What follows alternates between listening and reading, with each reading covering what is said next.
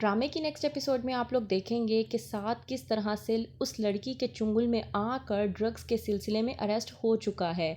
उस लड़की की बातों पर यकीन करके उसने दुबई की टिकट करवाई और वहाँ का एक दिन का स्टे लिया, लेकिन वो ये नहीं जानता था कि वो लड़की उससे ड्रग्स की स्मगलिंग करवाना चाह रही थी, जिसकी बिना पर उसने साद को अपना शिकार बनाया था। और साद जो कि इस मामले में पूरी तरह से फंस गया और पकड़े जाने के बाद अरेस्ट हो गया।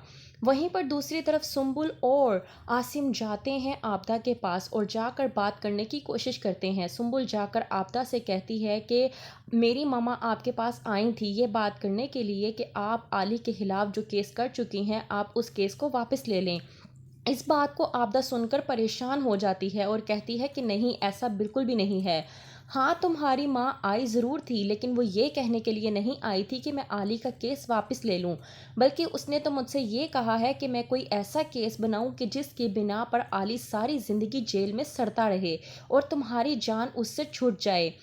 सुंबुल ये तमाम तर बात सुनकर परेशान हो जाती है और कहती है आपदा से कि प्लीज़ ऐसा कुछ भी मत कीजिएगा, मैं आपसे रिक्वेस्ट करती हूँ। इस बात पर आपदा सुंबुल को कहती है कि अब जो कुछ भी करेगी वो अलमास करेगी, और इस बात पर तो उसने मुझसे अच्छी खासी रकम का तकाजा भी किया था। आसिम आपदा की ये बात जब सुनता है तो वो परेशान हो जाता है। पूछता है आसिम आपदा से कि कहीं आपने मेरी माँ को रकम तो नहीं दे दी। इस बात पर आपदा आसिम को जवाब देते हुए कहती है कि हाँ बिल्कुल, अच्छी खासी रकम वो मुझसे वसूल करके गई है।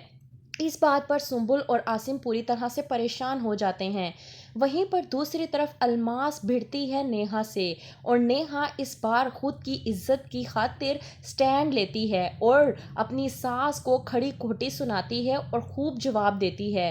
कहती है अलमास कि तुम में आखिरकार इतनी हिम्मत कहाँ से आई, इतना कॉन्फिडेंट कहाँ से आया। इस बात पर नेहा अपनी सास अलमास को जवाब देते हुए कहती है ये कॉन्फिडेंट मुझे मेरे शौहर ने दिया है और अब बस बहुत हो चुका। इस बात पर अलमास नेहा का हाथ पकड़ने की कोशिश करती है और कहती है कि तुम्हारा कॉन्फिडेंट अभी मैं निकालती हूँ, लेकिन नेहा अपना हाथ झटक कर अलमास को पीछे करती है और कहती है कि अम्मी बस, अब बहुत हो चुका, मैं अब वो नेहा नहीं रही। आपने जो कुछ भी करना था वो आप कर चुकी हैं, अब आप मज़ीद मेरे साथ किसी भी किस्म की कोई भी ज़्यादती नहीं कर सकती, क्योंकि मैंने स्टैंड लेना सीख लिया है और ये सब कुछ मेरे शौहर ने ही मुझे सिखाया है।